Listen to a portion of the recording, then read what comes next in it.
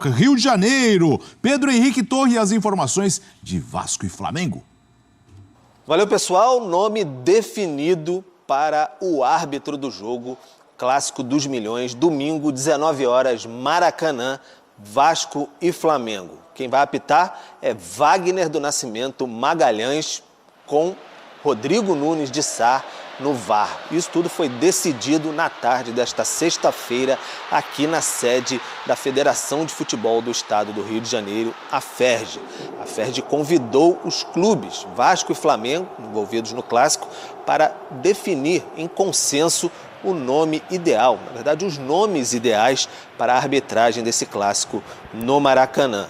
O entendimento de pelo menos quatro árbitros que estão na prateleira de cima da FERJ, existia quase que um consenso em nomear tanto o Bruno Arleu quanto o Wagner, e na impossibilidade do Bruno, entendendo a magnitude de um clássico, um peso como esse, a necessidade de árbitros experientes. Eu acho louvável a transparência do processo da FERJ, do Departamento de Arbitragem da FERJ também.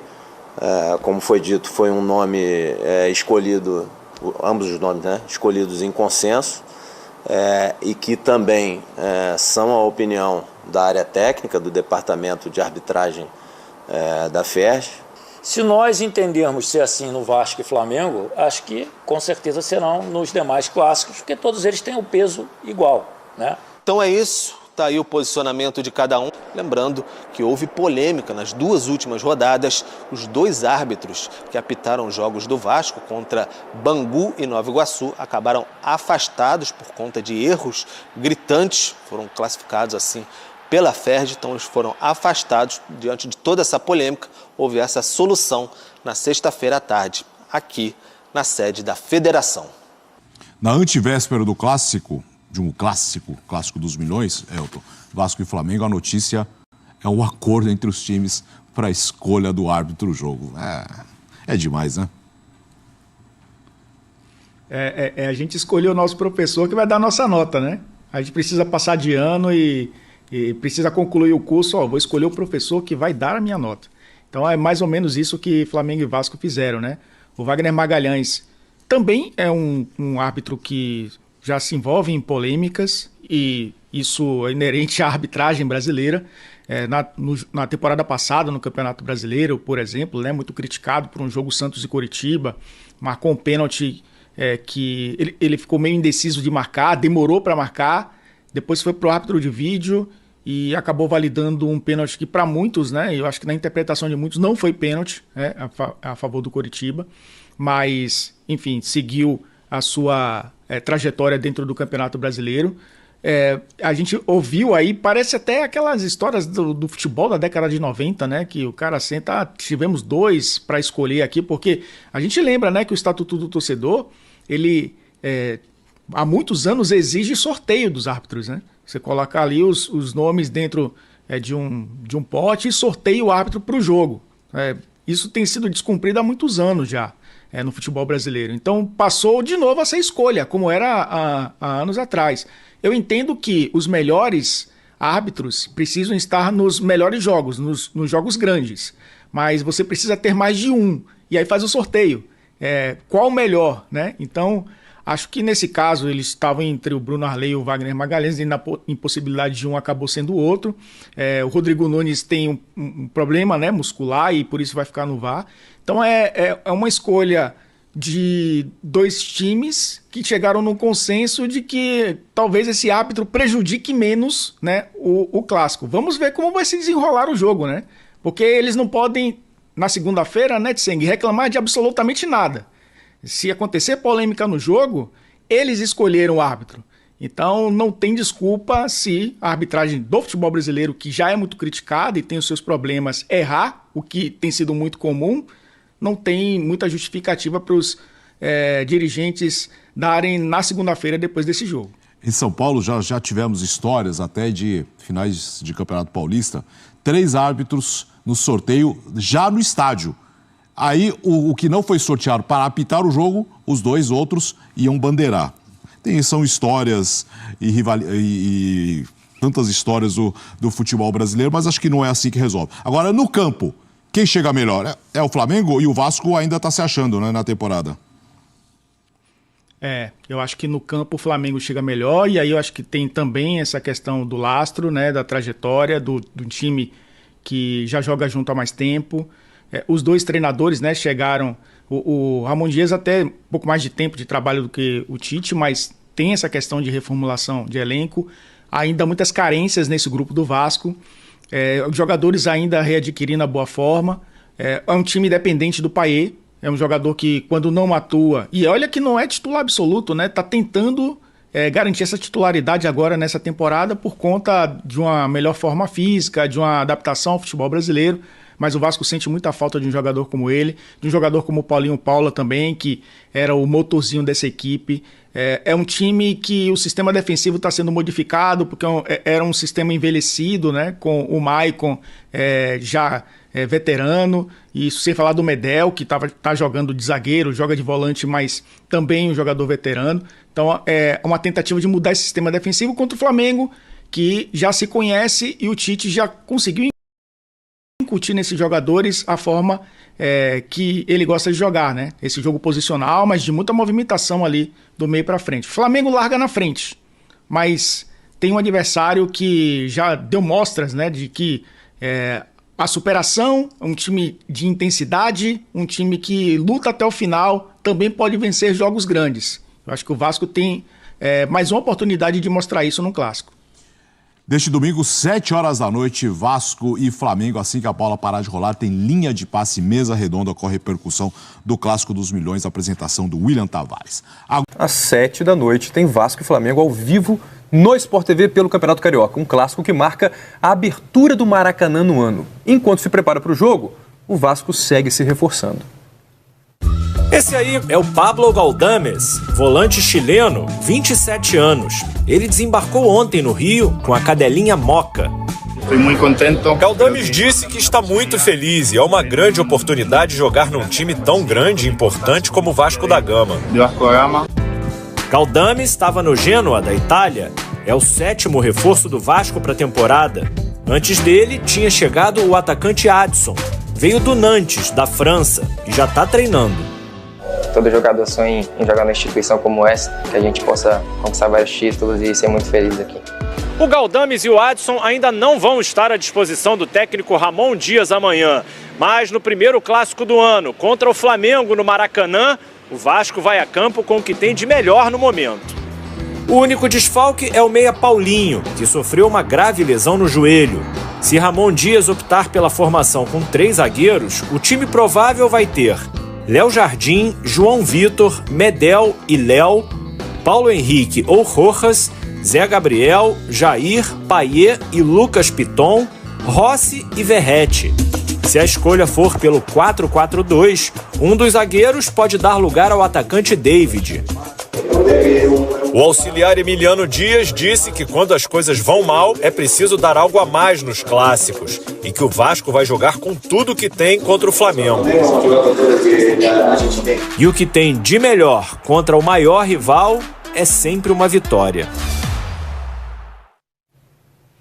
Raed, esse golpe foi duro, hein? O Vascaíno não esperava tomar um golpe desse logo no início de temporada, perder um dos seus principais jogadores, um jogador que foi muito importante depois que chegou no ano passado, o Paulinho, pela dinâmica no meio campo ali. A gente viu no primeiro bloco ele fazendo um gol sobre o Bragantino, aquele foi um dos gols da vitória do Vasco que salvaram a equipe do rebaixamento no ano passado.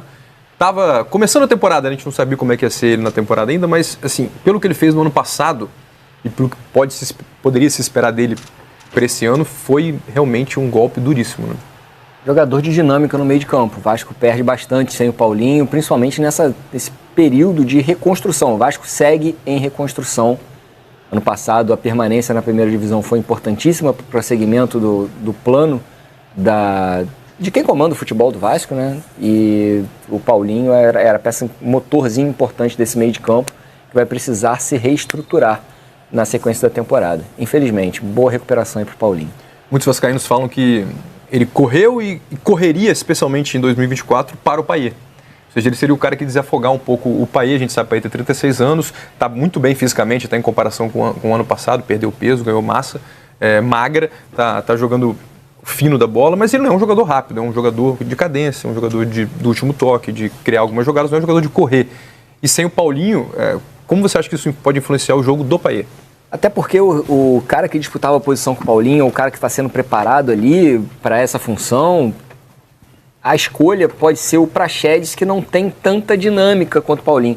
Eu acho o Praxedes até muito bom jogador. A torcida do Vasco não gosta tanto do Praxedes, tem ali certa implicância com o jogador. Eu acho o Praxedes tecnicamente muito bom, mas realmente ele não entrega o que o Paulinho poderia entregar no meio de campo, principalmente nessa questão de liberação, um pouco maior liberação do que o Payet. Quando o Vasco tem a posse de bola, esses 2 meias internos, eles são os responsáveis por dar ali a dinâmica do meio de campo. Seja ele o Payet com o Paulinho ou o Praxedes, aí vai do encaixe do técnico do Ramon com o adversário que ele planeja para a equipe. Mas o Paulinho daria um pouco mais de liberdade pela movimentação para o Payet do que o Praxedes, por exemplo, poderia dar. Outro jogador que poderia dar essa liberdade de movimentação, mas que também não foi bem no ano passado, não teve seu espaço, não teve desenvolvimento, seria o Marlon Gomes, que está com a seleção brasileira, inclusive com promessa de venda já encaminhada para o exterior. Outra solução pode ser o que ainda não está no Vasco, né? A ida ao mercado, o Vasco contratar outros jogadores. Provável que essa lesão do Paulinho tenha mudado um pouco o radar dos diretores do Vasco, né? E talvez estavam buscando um jogador numa posição e agora vão ter que procurar alguém para substituir. Esse foi um dos principais jogadores do Vasco no ano passado. Você vê, já tem alguma coisa, né? Tem o Galdames que chegou, tem o Sforza que também está com a seleção da Argentina, que vai disputar o quadrangular. Mas você acha que o Sforza especificamente faria o que o Paulinho faz? Não, parece ele mais um primeiro volante, mais um disputando posição com o Zé Gabriel. Disputando posição com o Zé Gabriel, porém com características diferentes. Aquele primeiro volante de auxílio na construção, não é aquele primeiro volante só de proteção à zaga. Então o Ramon pode encaixar, inclusive, o Sforza na função do Paulinho, porém reajustando ali o posicionamento dos seus jogadores de meio de campo. Não fazendo um volante à frente da zaga e liberando 2 meias, e fazendo ali talvez um meia, os 2 volantes protegendo a zaga e liberando um pouco mais a construção do Payet. Isso aí é apenas a rotina de treinamentos e os jogos, a gente vai poder entender como é que o Ramon planeja esses reforços. Antes de a gente falar um pouquinho sobre o Vasco que vai estar em campo amanhã, né? Pois Sforza, como você disse, está com a seleção argentina, ainda nem foi apresentado. O Galdames acabou de chegar, também não deve jogar. O Adson, que é outro reforço do Vasco para a temporada, ainda não estará à disposição nesse clássico. Esse aí, o Adson, ele foi contratado para a lacuna deixada pelo PEC vendido para o Galaxy. Porém, pode ser um jogador que se encaixe nessa função do Paulinho. Pode se reinventar e jogar naquela posição, ou ele já jogou nessa posição? No Corinthians, quando ele surge no Corinthians, ele não fazia só o corredor do lado do campo, ele também fazia o meio interno atrás do atacante de referência. Então o Adson pode ser um cara que pode suprir essa ausência do Paulinho. Mas isso é um papo para o restante da temporada, que para amanhã nenhum desses nomes está à disposição. O Vasco, provavelmente, como a gente viu na matéria do Jupa, deve ter o meio campo ali com o Medel, com o Jair, com o Praxedes, com o Payet, e aí mais à frente o Verratti, quem sabe o David jogando também, entrando ele no ataque. Como é que você vê o Vasco chegando para esse jogo de amanhã contra o Flamengo? O meio de campo do Flamengo é o setor mais preocupante para o Vasco no Clássico. É um setor com muita qualidade. Você imagina o meio de campo do Flamengo com o Pulgar, Gerson, De La Cruz e Arrascaeta.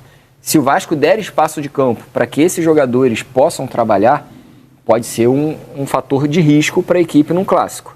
Então eu imagino o Ramon Dias e o seu auxiliar, o seu filho Emiliano, projetando não dar espaço para esses jogadores de meio de campo do Flamengo. Por isso a entrada, por exemplo, do Jair do lado do Zé Gabriel, ou do Medel um pouco mais adiantado ali, fazendo aquela função, um meio de campo mais encorpado, para não deixar que esses jogadores do Flamengo flutuem entre as linhas de marcação do Vasco. Emiliano disse que amanhã é vida ou morte.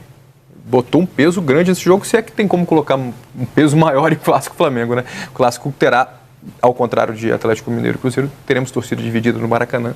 Promete estar cheio. E pelo Flamengo, o Clássico será marcado pela estreia do De La Cruz no Maraca. 8. Números quase obrigatórios entre os 11 titulares de um time de futebol. O 18 é mais raro, favorito do Nicolás de la Cruz. Com ele, o uruguaio de 26 anos deu os primeiros passos como profissional, quando ainda jogava no Liverpool de Montevidéu. Pelo jeito, a torcida já se acostumou ao número e à cara nova. Tá vendendo muito? O pessoal tá pedindo? Muito, tá saindo demais. ele deve ser titular na partida de amanhã, mas o Matias Vinha, outro reforço uruguaio, ainda não tem condições de jogo. Até agora, o De La Cruz jogou 162 minutos com a camisa do Flamengo. Nos amistosos nos Estados Unidos, começou no banco contra o Philadelphia Union e foi titular contra o Orlando City. Em Belém, contra o Sampaio Corrêa, foi titular outra vez e mostrou um pouco da versatilidade que o Tite espera. Ele é um jogador que pode jogar como um jogador de articulação, tanto central como do lado para dentro. Por vezes na seleção uruguaia joga como um meia mais avançado na função do Arrascaeta, mas tem sim nessa tripla função. A estreia do Nico De La Cruz no Maracanã será em grande estilo amanhã contra o Vasco, à altura de quem vestiu a camisa do River Plate por 7 anos. Após defender os milionários, apelido do gigante do futebol argentino, o De La Cruz será apresentado ao Clássico dos Milhões. Nos anos de Argentina, ele se acostumou a jogar o Super Clássico contra o Boca Juniors. A despedida de lá foi com o título dos milionários no Troféu dos Campeões, o equivalente à Supercopa do Brasil, mas contra o Rosário Central. Prenúncio de prosperidade nessa nova fase da carreira. De La Cruz vai estrear no Maracanã e vai estrear contra o Vasco. Tá gostando desse início de temporada dele? Jogou muito pouco ainda, né? Muito no começo, ainda não fez gol, ainda não deu assistência, mas isso não quer dizer que ele não tenha atuado muito bem, né? O que você acha, Regi? O De La Cruz nunca foi jogador de números. Ele não é um jogador, faz muito meia, que faz muitos gols ou dá muitas assistências. Ele é um jogador que cria dinâmicas ali para o time, oportunidades para seus companheiros, também faz gols, também dá assistências. Mas, para mim, a principal característica do De La Cruz é o jogo que ele gera e não os números que ele tem. De La Cruz, como o Tite falou, pode jogar pelo lado do campo, pela direita, uma posição que está em disputa no Flamengo, ele ou o Luiz Araújo. O Tite está colocando o De La Cruz ali naquela função. Pode jogar como meia atrás do atacante, função que já tem o Arrascaeta, mas que na seleção uruguaia ele é o titular, o Arrascaeta é o banco. Pode jogar como volante, segundo volante, foi assim que o Tite colocou ele no segundo tempo do último jogo do Flamengo no Campeonato Estadual. Um jogador que pode jogar em muitas funções em campo. Lembra do papo que a gente estava falando do Abel, que ele consegue modificar o time sem ter que substituir um jogador? Ele pode fazer isso, o Tite pode fazer isso com o De La Cruz no Flamengo. Se ele quiser fazer um meio de campo mais parrudo, com 2, 3 volantes à frente da área, ele pode simplesmente mudar o posicionamento do De La Cruz, fazer ele ali do lado do Pulgar, recuar um pouquinho o Gerson. Gerson e De La Cruz são jogadores extremamente versáteis, são dois jogadores que mudam um sistema de meio de campo sem precisar fazer qualquer tipo de substituição. Mas amanhã, para começar o jogo, você acha que ele entra com qual formação? Onde o De La Cruz começa a partir de amanhã? A gente sabe que tudo pode mudar durante o jogo, depende do que acontecer. Mas para iniciar o jogo, você imagina que ele começa em que lugar ali no meio campo? Na disputa do posicionamento do Tite, que o Tite vem colocando no time do Flamengo desde o ano passado, o De La Cruz entra no corredor do lado direito. Mas o Tite mesmo já explicou. Um meia no corredor do lado direito não é um atacante de corredor do lado direito. Não é o cara da velocidade, do drible. É o cara que vai construir jogo vindo para dentro, junto, por exemplo, do Arrascaeta. A grande questão para mim não é nem o aproveitamento do De La Cruz ali. É como o Flamengo vai se estruturar, com qual lateral para fazer ali a companhia ao De La Cruz pelo corredor do lado direito. Se vai ser o Varela, que é um lateral que não tem tanta chegada no ataque, mas que é um lateral defensivamente mais sólido. E Bolinha. No caso do Pedro, foi titular já em outros momentos com outros treinadores no Flamengo. Mas para o Cebolinha é uma revolução, né? Agora ele está tendo, parece que, mais tempo como titular, assim, é um momento muito especial para ele. O que você pode dizer do Everton Cebolinha e como você acha que ele vai ser aproveitado, não só amanhã, mas nesse início de temporada do Flamengo? Nesse esquema tático do Tite, que deixa o atacante de lado de campo naquela amplitude, né, pisando na linha lateral e recebendo a bola só para o 1 contra 1, Cebolinha é fundamental. Ele tem, inclusive, características mais importantes que o antigo titular da posição nessa função, que é o Bruno Henrique. Bruno Henrique é o atacante de ganho de velocidade na corrida das costas do adversário, da explosão. Cebolinha é um atacante de mudança de direção.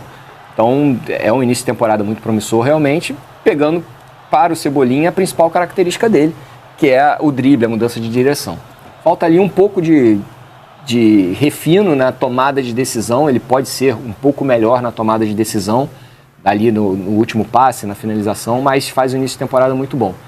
E o Pedro é o atacante que segura a zaga adversária próximo do gol adversário. É o atacante de referência que finaliza de qualquer jeito, você não pode dar mole, você não pode subir linha de marcação, você tem que ficar lá esperando, porque o Pedro, se pegar a bola dentro da área, você corre o risco grande de sofrer o gol. Ao contrário do Gabigol, que é o atacante de explorar as costas da defesa adversária.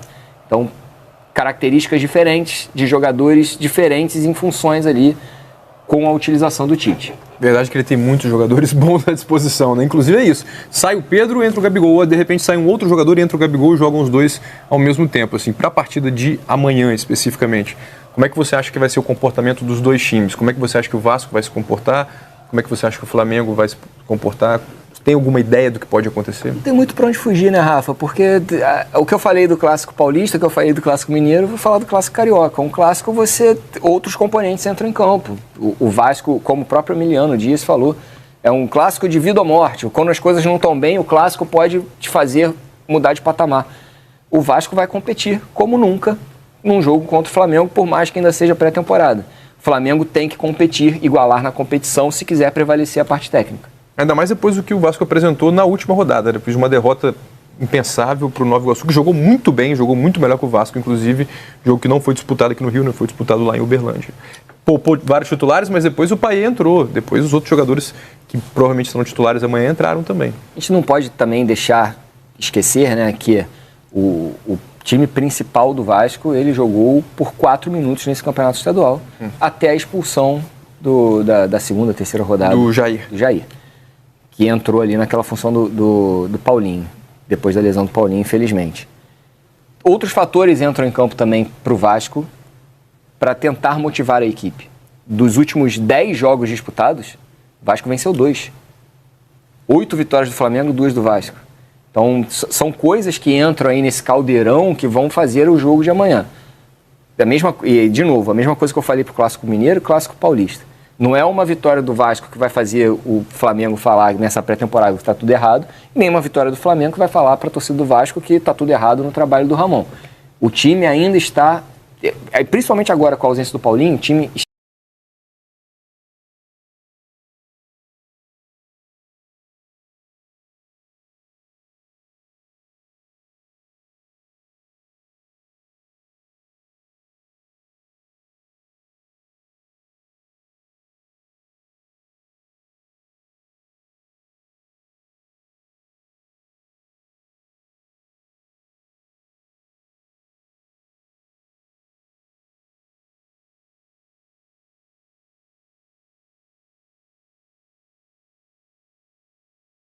Arrascaeta tem sido um dos principais jogadores do Flamengo nos últimos anos. Nesse sentido, com suas grandes atuações, diversos clubes de futebol do exterior estão de olho em sua contratação nas janelas de transferências. Nas últimas semanas, surgiram diversas informações de que o uruguaio estava sendo procurado por algumas equipes para saber os melhores detalhes. O camisa 14 recebeu sondagens principalmente no futebol saudita. Na última terça-feira, 30, o mercado na Arábia Saudita fechou e Arrascaeta não recebeu de fato uma proposta oficial. Existe um certo temor da diretoria rubro-negra caso chegasse uma proposta pelo atleta. O jogador tem contrato até dezembro de 2026 e em diversas oportunidades houve rumores sobre a sua saída. O futebol europeu não tem sido tão forte nas procuras pelo meio-campista, mas o asiático tem crescido cada vez mais. Pelos lados do Flamengo, a informação é de que o clube não recebeu nada de oficial e que só aceita vender Arrascaeta pela multa de 50 milhões de euros, quase 270 milhões de reais, e à vista. O que dá segurança de sua permanência.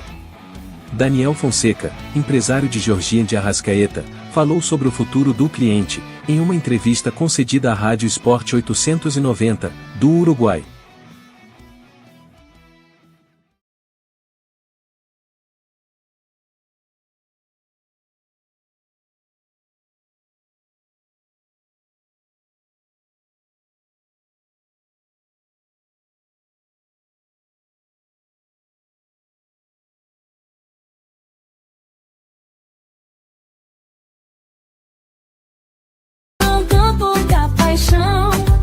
Onde a bola rola.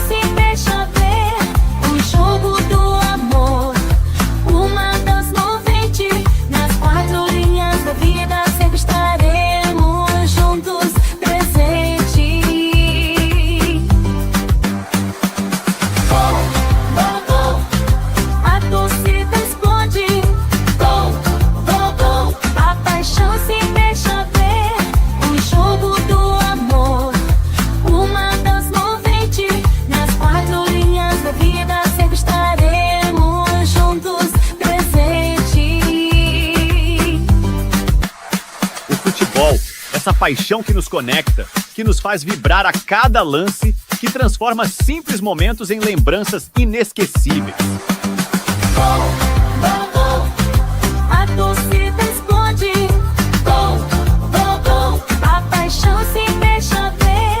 O jogo do amor. Uma dança movente.